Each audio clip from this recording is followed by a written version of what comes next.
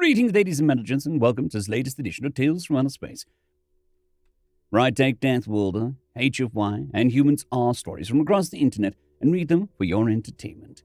Now, you'll see that there's only floating text in this one because I feel a bit sick, and I look like crap, and I figure text looks better than what I do currently. So, until I'm feeling a bit better, we're just going text only, like the old days. Anyways, on to the story. Just People, written by FarHelp6106. This was it. The end. The price for our species, hubris. The skies were permanently covered in clouds now. The land was burning, and the last puddle of murky water had boiled 3 days ago. There was nothing more we could do. My species would die in the next few days. Who are we? We are, well, we're the Canosians. We had enjoyed a place in the galactic community for 40 years. We had followed the rules of the GC. We had come when called upon, and now, when it was our turn to need help, we were left alone to die. Already billions had died. Scorching heat, hunger, and war had taken our mighty civilization and torn it down. We called the GC for help. We had pleaded with them and begged. We had no answer. The galactic community had remained still. Oh, some had tried to argue that we were a fledgling race who had just made a mistake. Some had given their sympathies. Some had even promised to help. But most, the vast majority in fact, had been indifferent. One human ambassador had even tried to argue that we, and here I quote, had tried to mine your world's core and, in doing so, had destabilized its axis. What did you think was going to happen? What did happen was our world's orbit destabilized and slowly started to make its own inexorable journey to the core of our sun. All we could do now was wait until the world was consumed in flames.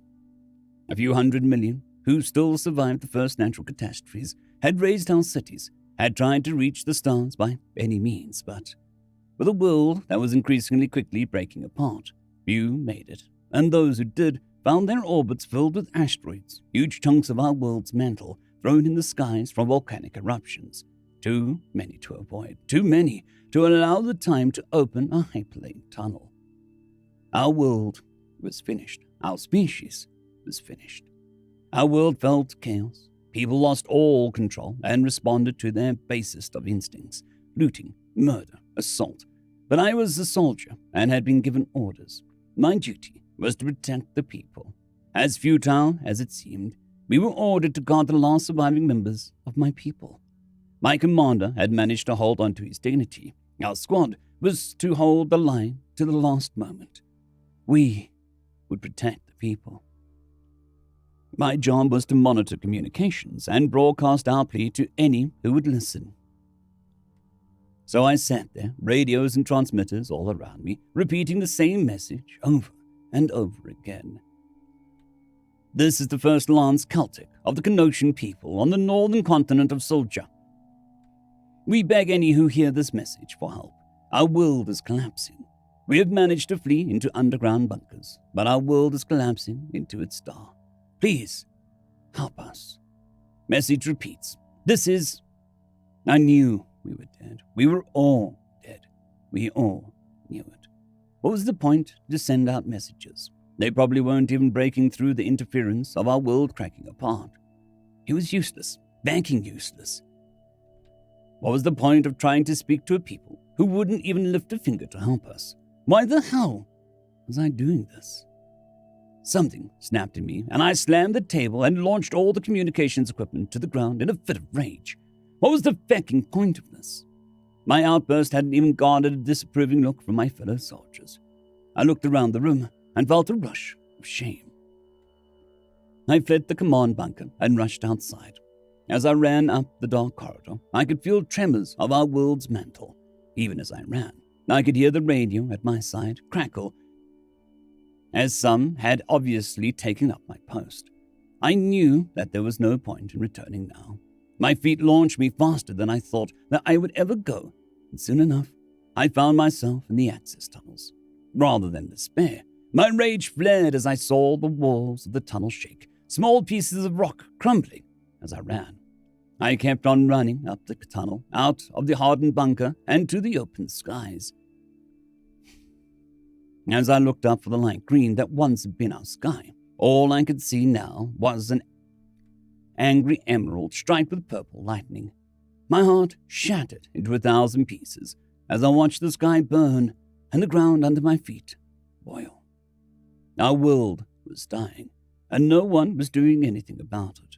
Not my people, not the government, not the fecking GC. Those bastards had left us to die. They had promised they would help us, and now, in our time of need, they had abandoned us. Those bastards, those fecking bastards. If it was the last thing I did, those GC bastards would hear me. I started cursing at them. Every foul word I knew came spewing out of my mouth. No help would come. I knew it. My people knew it. Why keep this farce of interstellar cooperation? I would curse those bastards, whether they heard me or not. My anger had flared in a single instant of incandescent rage. But only indifferent darkness answered. I lay on the ground, tears filling my eyes. Despair was all that there was. Then it happened. I saw a light. At first, I thought it was a trick of the eye, a flicker of incandescent ash passing in front of my eyes. The wet tears that filled my eyes, but then there was another. Then another. Then another. The stars that had been hidden from us for many years lit up again, one by one. They were returning, brighter, closer, bigger. Then it hit me. A star was falling to the ground. Our world was burning, my species dying, and now this. I couldn't muster the energy to be angry, sad, scared, or anything really. I just looked on in apathy as a great ball of fire rushed towards the world, knowing my end was here. But then it stopped.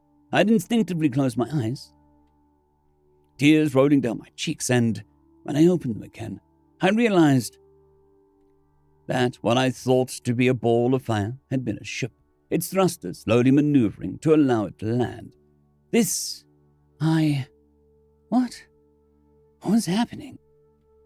My adult brain was having difficulty understanding what was happening. There was a crackle from behind me, and I looked back. The noise was coming from my communicator, where it had apparently fallen to the ground. Hear me! I repeat, can anyone hear me? I scrambled back to the communicator and picked it up before stammering. Yes, I hear you. This is First Lance Caltech of the Kenoshan people on the northern continent of Shuja. We have 17,000 civilians that need evacuated here. There must be others, but we have no way to communicate with them. There was a second of delay before the communicator crackled again. We are triangulating your position. Hang tight. We're on our way. I couldn't believe it. We were going to be saved. Before I could think of anything else to say, I stammered, Who are you? There was a crackle of static before the person simply stated, humans. The voice went on to add, we are going to keep this line open for as long as we can so that we can track your location.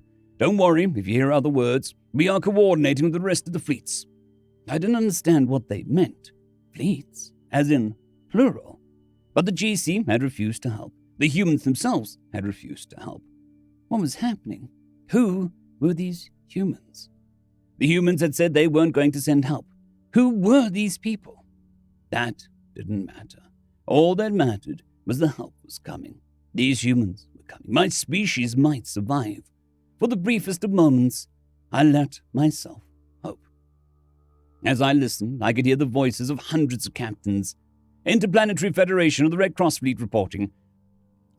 Red Crescent Society's fleet reporting.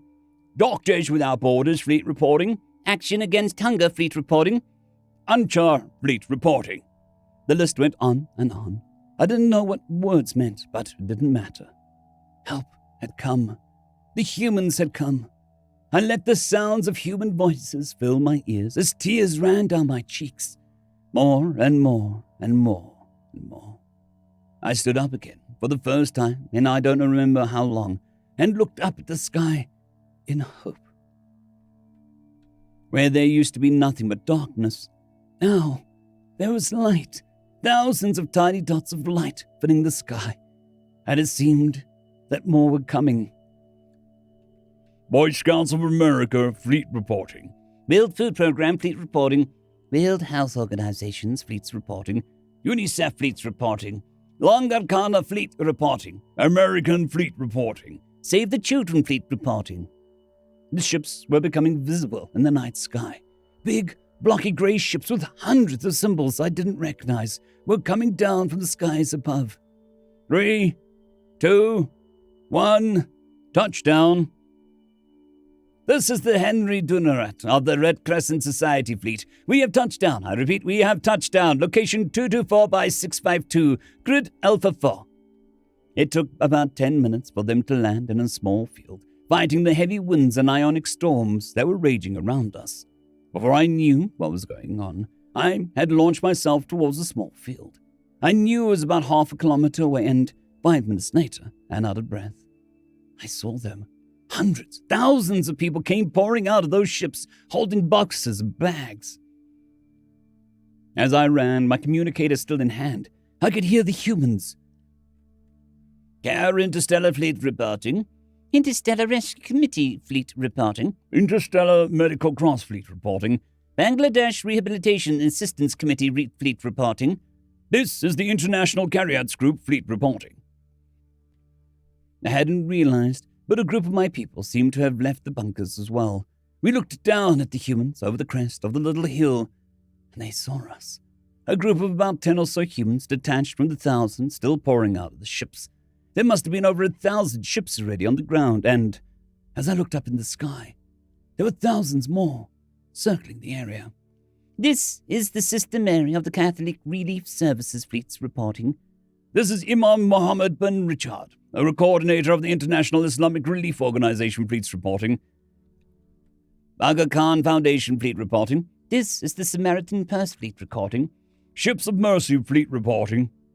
The groups of humans ran up to me, and a woman of about 25 with dark skin and purple hair said, "We're here to help evacuate as many Canossians as we can. We need your people to gather all your belongings and rendezvous here. We'll be loading the women and children first. Do you have any way to communicate with the others?" My communicator was still spelling out names that meant nothing to us. Muhammadiyah of the Indonesian Sunni Fleet reporting. This is the Salvation Army reporting. World Central Kitchen reporting. Hebrew Immigrant Aid Society reporting. This is the Jovian Salvation Army reporting. This is the Martian Relief Group reporting. I looked dumbfounded at the small woman who had spoken with such authority. I didn't understand. Who were these people? Why were they here? I looked at her and I stammered, "Who are you?" Girl Scouts of Valles Marineris reporting. The Sufra Group reporting. The Zakat Group reporting. Habitat for Humanity Group reporting. Earth's Peace Corps reporting. Save the Children Group reporting. The woman looked a little taken aback and asked, "Didn't you get our transmission? We're humans. We're here to help evacuate your people." Evacuate? How? Those ships? There weren't enough. Even though the climatic disasters had claimed more than 80% of my people, there were still millions in the shelters. My mind went to a dark place as it thought of how we would be chosen. Would there be a lottery, a draw? Would families be separated? Then a selfish thought came to mind. Could I get on one of those ships? Oxfam Interplanetary Group reporting. Action Aid Interplanetary Group reporting. The French Volunteers reporting. The Tokyo Fire Brigade reporting. Leading Network Fleet reporting. Shi Cheng Yen of the Buddhist Jiaozi Charity Foundation Fleets reporting. This is Bishop Siegfried Bandla Jura of representing the Holy See of the Vatican and the Fleets reporting. With a ball in my throat, I asked, "How many can you evacuate?"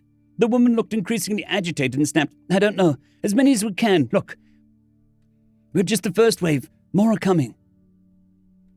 I realized the communicator was still in my hand, was still listing off human ships. No, not ships. Entire groups, fleets of human ships were coming to our aid. The Church of Jesus Christ and Latter-day Saints Fleet from the U.S. reporting. Tirumula Tirupati Devasthanam's fleets from India. Father Gabriel Spinoza, coordinator of the World Vision Fleets reporting. British Disaster Relief Emergency Committee reporting. This is the Commission's Directorate General from the European Civil Protection and Humanitarian Aid Operations reporting. I didn't understand what this meant. We had lived for this doom for so long. I had accepted my death and the death of my species. My brain couldn't understand what was happening, even as I watched thousands of humans usher thousands of my people onto their ships. I looked on, and all my brain could think of was, why? I didn't even realize I'd spoken. The woman looked at me and asked, why not? Why are you here? Your government said that you humans wouldn't send help. Why are you here? I hadn't realized I was shouting, but by the time I had finished asking the question, I was definitely yelling, who are you people? The woman looked at me brightly and said, we're just people. End of story.